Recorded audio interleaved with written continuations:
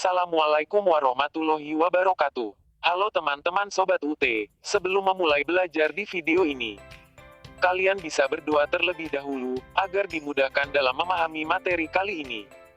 Berdoa dipersilahkan. Setelah selesai, kalian bisa memulai menonton video teks dan audio ini ya. Selamat belajar. Jangan lupa subscribe, like, dan komen ya. Karena ini gratis. 3, 2, 1.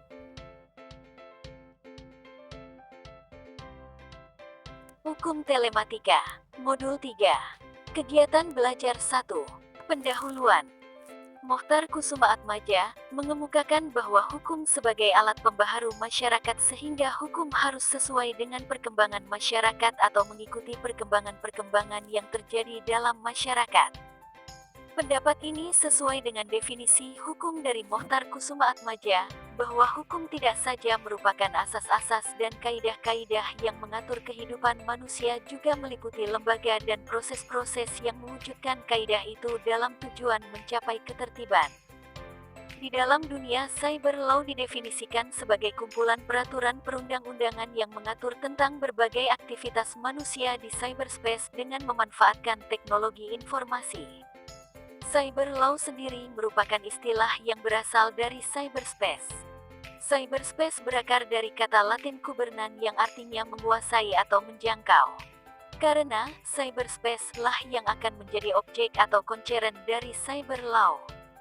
Informasi merupakan komoditi yang mempunyai nilai ekonomi tinggi karena tidak semua pihak mampu untuk memproses dari suatu data yang mentah menjadi suatu informasi yang sesuai dengan kebutuhannya. Ruang lingkup dari cyber law meliputi hak cipta, merek dagang, fitnah, penistaan, hacking, virus, akses ilegal, privasi, kewajiban pidana, isu prosedural, yurisdiksi, investigasi, bukti, kontrak elektronik, pornografi, perampokan, perlindungan konsumen, dan lain-lain. Saat ini telah lahir suatu rezim hukum baru yang dikenal dengan hukum siber. Istilah hukum siber diartikan sebagai padanan kata dari cyber law, yang saat ini secara internasional digunakan untuk istilah hukum yang terkait dengan pemanfaatan teknologi informasi. Secara umum, setelah mempelajari modul 3 ini Anda diharapkan dapat menjelaskan studi kasus terkait cyber law. Selanjutnya secara khusus Anda diharapkan mampu menjelaskan tentang 1. Contoh kasus dalam cyber law. 2. Contoh kasus dalam e-commerce. Selamat belajar, semoga Anda berhasil. Kegiatan belajar 1. Contoh kasus dalam cyber law. Perkembangan cyber law di Indonesia sendiri belum bisa dikatakan maju. Hal ini diakibatkan oleh belum meratanya pengguna internet di seluruh Indonesia. Berbeda dengan Amerika Serikat yang menggunakan telah internet untuk memfasilitasi seluruh aspek kehidupan mereka. Oleh karena itu, perkembangan hukum dunia maya di Amerika Serikat pun sudah sangat maju. Ilmu pengetahuan dan teknologi yang diandalkan di dunia internasional dan nasional adalah teknologi informasi yang diharapkan dapat menjadi salah satu tulang punggung untuk mendorong kemajuan ekonomi.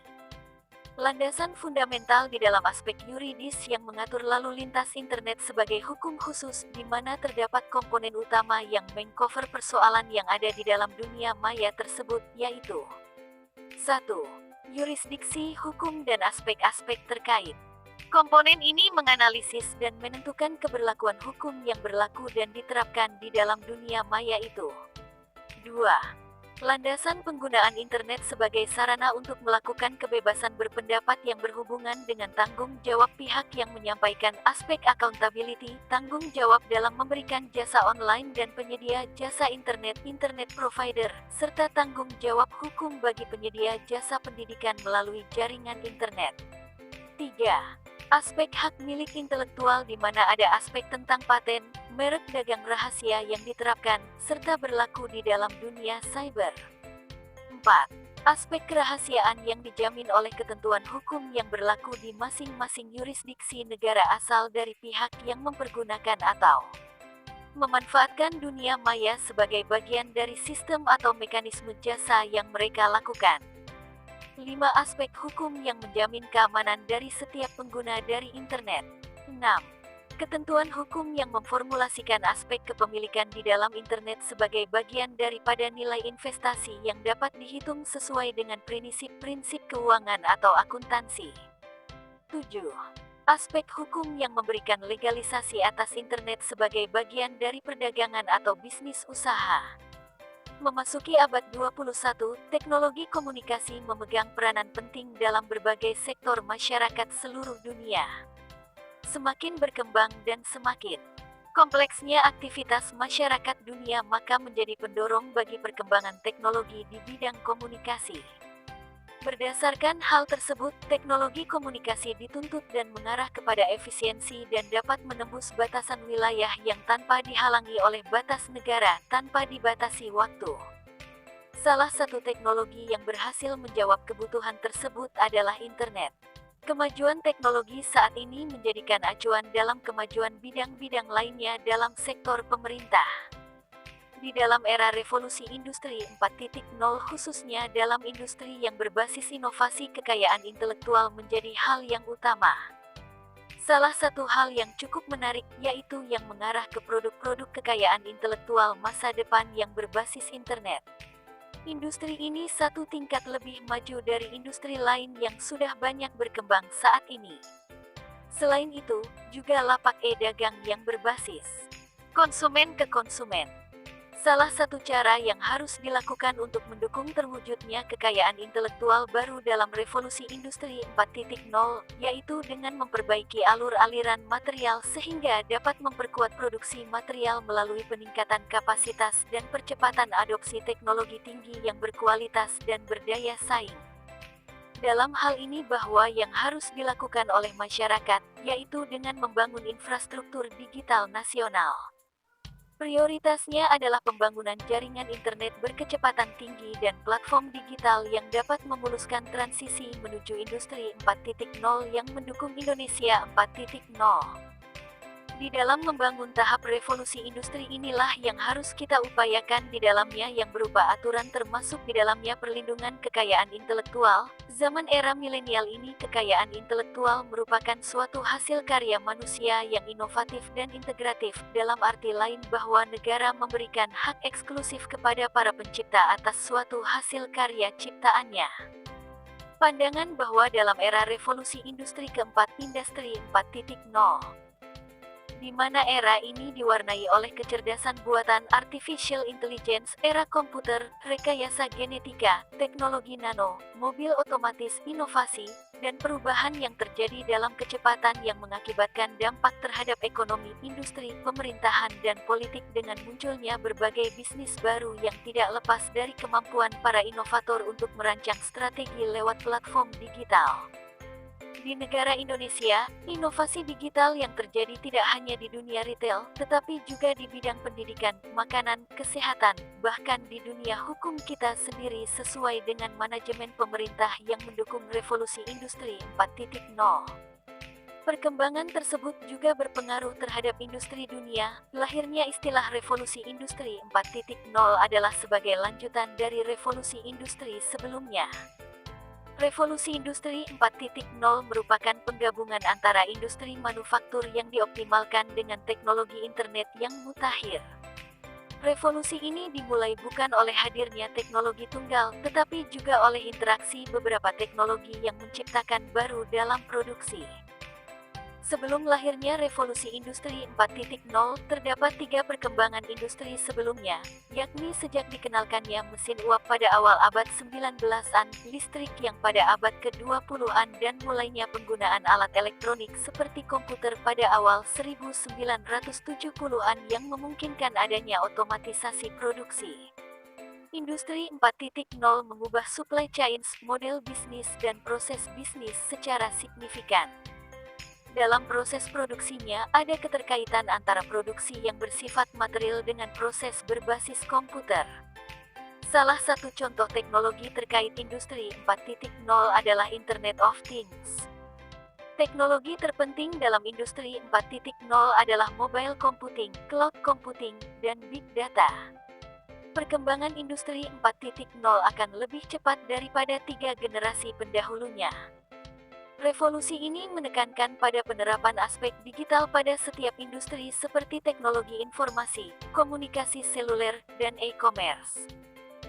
Di dalam hal lain, selain beberapa hal yang mendukung perkembangan kekayaan intelektual dalam era digital disruption, masih ada beberapa tantangan yang harus kita hadapi. Di antaranya adalah era perkembangan ekonomi digital kita yang masih memengaruhi, masih banyaknya masyarakat Indonesia yang masih memiliki ketergantungan dengan aspek sosial atau kultural sehingga masih diperlukan banyaknya perhatian dari pemerintah untuk mensosialisasikan dengan apa yang dinamakan era revolusi industri 4.0. Salah satu kasus yang berhubungan dengan merek dan nama domain dalam media internet adalah cybersquatting, yaitu mendaftar, menjual atau menggunakan nama domain dengan maksud mengambil keuntungan dari merek dagang atau nama orang lain. Umumnya mengacu pada praktik membeli nama domain yang menggunakan nama-nama bisnis yang sudah ada atau nama orang-orang terkenal dengan maksud untuk menjual nama untuk keuntungan bagi bisnis mereka. Kemajuan teknologi yang pesat saat ini tentu sudah tidak asing lagi dengan perdagangan melalui elektronik, e-commerce, yang merupakan aktivitas yang berkaitan dengan pembelian, penjualan, pemasaran, dan pembayaran barang dan atau jasa yang memanfaatkan sistem elektronik seperti internet ataupun jaringan komputer.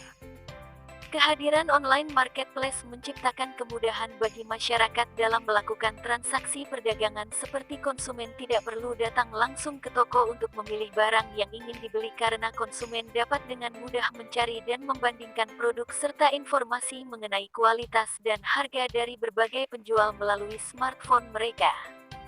Harga produk yang dijual dalam online marketplace pun lebih murah dibandingkan dengan harga di pasar konvensional. Bukan hanya itu saja, online marketplace juga menyediakan media promosi secara gratis untuk para penjual yang ingin menawarkan dagangannya sehingga tidak membutuhkan ongkos promosi atau pasang iklan karena keberadaan produk-produknya bisa diketahui secara langsung oleh calon pembeli. Pelaku usaha juga dapat melaksanakan kegiatan transaksi selama 24 jam. Contoh kasus cybersquatting, Carlos Slim, orang terkaya di dunia itu pun kurang sigap dalam mengelola brandingnya di internet, sampai domainnya diserobot orang lain. Beruntung kasusnya bisa digolongkan cybersquat sehingga domain carlosslim.com bisa diambil alih. Modusnya memperdagangkan popularitas perusahaan dan keyword Carlos Slim dengan cara menjual iklan Google kepada para pesaingnya.